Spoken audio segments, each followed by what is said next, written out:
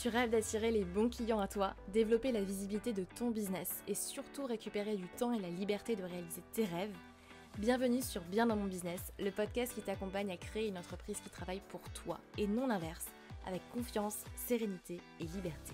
Je suis Pauline Philibert-Digem, entrepreneur multipassionnée et fondatrice de Dare to Dream, et chaque semaine, je te partage seule ou avec d'autres entrepreneurs des conseils, stratégies et retours d'expérience pour développer sereinement ton activité et attirer les bons clients à toi. Dare to Dream, c'est aussi une communauté d'une dizaine de milliers de personnes aujourd'hui à travers nos contenus sur les réseaux sociaux, la newsletter et le podcast, ainsi que des programmes en ligne et formations pour développer ton entreprise en ligne et vivre ta vie comme tu l'entends.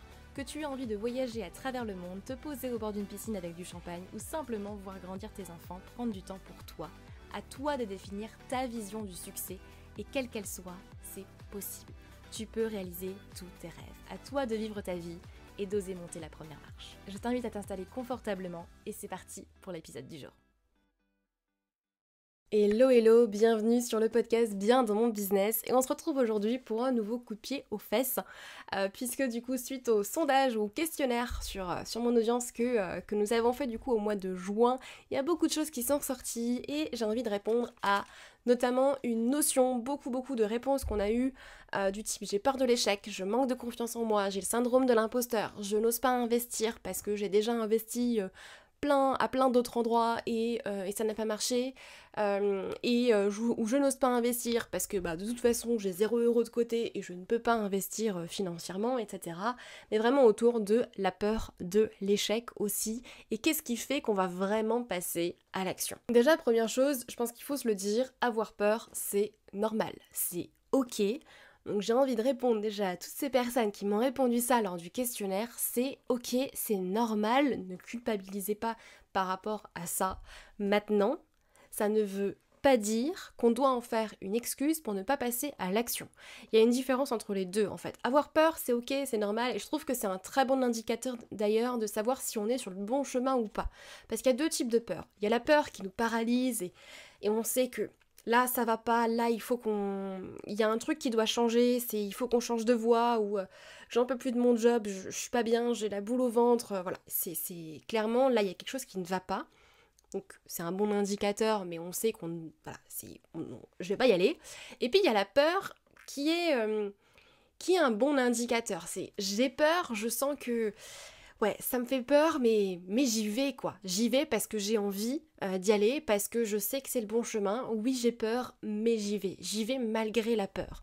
Trouvez-moi un seul entrepreneur qui n'a jamais eu peur dans sa vie, et je vous assure que vous n'en trouverez pas. Ou alors celui qui vous dit ça, clairement, il vous ment. Ce n'est pas possible. C'est normal d'avoir peur et j'ai eu peur à mes débuts, je continue d'avoir peur. C'est d'autres types de peur et c'est normal, c'est sain parce que ça montre qu'on est dans la bonne direction. Par contre, là où pour moi c'est pas sain et c'est pas bien, c'est à partir du moment où vous en faites une excuse. C'est j'y vais pas, je passe pas à l'action ou j'investis pas en moi, j'ai pas de résultat parce que j'ai peur. À un moment donné, si vous en faites une excuse, c'est pas bon. Il y a toujours une différence, vous savez, entre les excuses et le moteur. Et on peut prendre en fait les mêmes phrases. Une excuse peut devenir effectivement un moteur. J'ai peur de l'échec. On peut se dire c'est une excuse pour pas passer à l'action, mais c'est aussi un moteur pour se dire en fait je vais passer à l'action. Je vais passer à l'action, pourquoi ? Parce que j'ai pas envie d'échouer. Ou alors je passe pas à l'action parce que j'ai peur de l'échec. Et on peut faire le même parallèle avec beaucoup de choses. Moi très souvent j'entends aussi dire non je peux pas développer mon business ou je peux pas atteindre tel ou tel objectif, je peux pas faire ça parce que j'ai des enfants. Ok, t'en fais une excuse si tu veux, mais tu peux aussi le prendre comme un moteur. J'ai des enfants, je veux leur offrir la meilleure vie possible, donc je vais y aller. Et donc je vais le faire. Donc la question déjà à se poser, c'est toutes les choses là que vous vous répétez dans votre tête, toutes les peurs que vous avez, est-ce que vous décidez d'en faire une excuse ou d'en faire un moteur pour derrière atteindre vos objectifs ? Et peu importe la réponse à cette question, et ça c'est important, c'est ok. Parce que parfois, on a tellement peur, effectivement, qu'on passe pas à l'action et c'est qu'on n'est pas prêt. Et c'est ok, mais il faut en être conscient en fait. Il faut être conscient effectivement que aujourd'hui vous avez tellement peur que ça vous paralyse et dans ce cas-là, ok, on ne passe pas à l'action. J'ai envie de vous apporter une notion supplémentaire par rapport à tout ça. La vie est neutre. Chaque situation dans chaque situation que vous voyez, chaque situation que vous rencontrez, chaque chose que vous vivez, tout est neutre en fait. Je vais rentrer dans un débat peut-être philosophique, mais il n'y a pas de bien ou de mal, de bon ou de mauvais, c'est qu'une question de perception. Et face à une situation, vous avez toujours autant d'inconvénients que d'avantages à faire telle ou telle action, ou à vous lancer dans telle et telle situation. Il y a toujours vraiment autant d'avantages que d'inconvénients. Par contre, qu'est-ce qui fait qu'on va prendre la décision d'y aller? C'est parce que à l'instant T, on y voit plus d'avantages que d'inconvénients. C'est clairement ce qui fait qu'on va prendre une décision plus qu'une autre. C'est ce qui fait par exemple qu'on va prendre ce positionnement-là plus qu'un autre. C'est ce qui fait qu'on va décider de partir vivre à l'étranger, comme ce que j'ai fait par exemple, plus que de rester par exemple en France ou autre. C'est ce qui fait qu'on va décider de se lancer à son compte et d'ouvrir son entreprise parce qu'on y voit plus d'avantages que d'inconvénients à rester dans son job salarié et de se faire chier. Et donc face à telle ou telle situation, oui vous avez peut-être peur, oui vous manquez peut-être de confiance en vous, c'est ok, c'est normal, tout le monde passe par là, faut le dédramatiser aussi et ne pas culpabiliser. Par contre, soyez ok et au clair avec vous sur est-ce que vous en faites une excuse ou est-ce que vous en faites un moteur. Est-ce qu'aujourd'hui vous y voyez plus d'avantages à y aller, dire ok j'ai peur mais j'y vais parce que derrière ces objectifs-là sont beaucoup trop importants pour moi et ça effectivement pour développer ça, franchement travaillez votre vision, travaillez votre moteur, travaillez votre pourquoi, travaillez vos objectifs. Quand je disais tout à l'heure j'ai envie d'y aller parce que j'ai des enfants ou j'y vais pas parce que j'ai des enfants, mais croyez-moi j'ai déjà eu ce cas-là parmi mes clients, des personnes qui me disaient bah non mais Pauline là franchement moi j'ai plus la force, j'ai plus envie d'atteindre tel et tel objectif ou de me lancer et de mettre tout ça en place parce que derrière j'ai des enfants, il faut que je ramène effectivement du salaire à la maison pour faire vivre tout le monde. Ok, à côté j'ai d'autres clients qui se disent exactement la même chose, mais avec un discours différent. Dire, moi j'ai des enfants, j'ai une famille à nourrir, donc j'ai pas le choix, je vais atteindre mes objectifs, je vais me bouger, je vais y aller, même si j'ai peur. À vous de savoir de quel côté est-ce que vous êtes. Et en réalité, quand on se dit j'ai peur, mais j'y vais quand même, qu'est-ce qui fait aussi pencher la bascule? C'est qu'on a assez confiance en soi et assez confiance en son projet. Qu'est-ce qui fait qu'on va investir en soi? Qu'est-ce qui fait même qu'on va investir du temps? Qu'est-ce qui fait qu'on va s'investir personnellement dans un projet ou même investir financièrement dans une formation, un accompagnement, un coaching, un mastermind, peu importe? Qu'est-ce qui fait qu'on va le faire? Pourquoi? Parce qu'on a assez confiance en soi et assez confiance en son projet. Forcément, si aujourd'hui vous manquez de confiance en vous et vous n'avez pas confiance en votre projet, vous n'investirez pas derrière. Et c'est tout à fait logique, c'est tout à fait normal. C'est pareil d'ailleurs chez vos clients, si aujourd'hui vous êtes dans l'accompagnement, si vos clients n'ont pas assez confiance en eux ou en leur projet, ils ne pourront pas investir. C'est logique parce qu'on a trop peur et du coup, on n'a pas forcément assez confiance en soi pour se dire « Ok, j'y vais ». Investir financièrement dans quelque chose, c'est pas seulement avoir confiance en cet investissement-là, c'est aussi un message assez inconscient qu'on s'envoie à soi-même et se dire « J'ai assez confiance en moi pour mettre cette somme-là, pour sortir de l'argent et me dire que quoi qu'il arrive, cet argent-là, il est bien investi parce que j'ai confiance en mon projet. » De plus en plus aujourd'hui, je discute avec des entrepreneurs qui ont davantage cette casquette d'investisseurs et qui investissent dans des boîtes pour justement les faire grandir après derrière.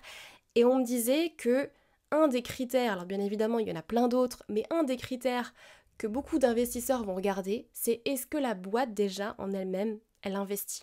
Est-ce que le chef d'entreprise investit en lui-même ou investit dans ses collaborateurs ou investit tout simplement avec cette boîte ou pas? Parce que si le chef d'entreprise déjà n'investit pas, c'est qu'il ne croit pas assez en son projet. Et je discutais avec un investisseur qui me disait « Mais Pauline, face à deux boîtes qui, peut-être une va faire moins de profit ou peut-être moins de chiffre d'affaires, mais qui va investir en elle-même, et bien je vais choisir d'investir dans cette boîte plus que dans une qui va faire un énorme chiffre d'affaires ou même une énorme profitabilité parce que quelqu'un qui...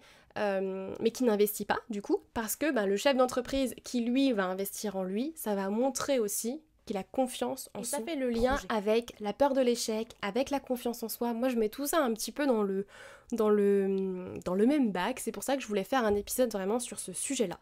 Parce que Oui, c'est normal d'avoir peur, oui, c'est normal à certains moments de ne pas avoir assez confiance en soi, ça fait partie du game, ça fait partie de la vie, c'est ok. Mais à un moment donné, si vous voulez atteindre vos objectifs derrière, bah va falloir y aller. Et c'est pas quand la peur disparaîtra que vous passerez à l'action.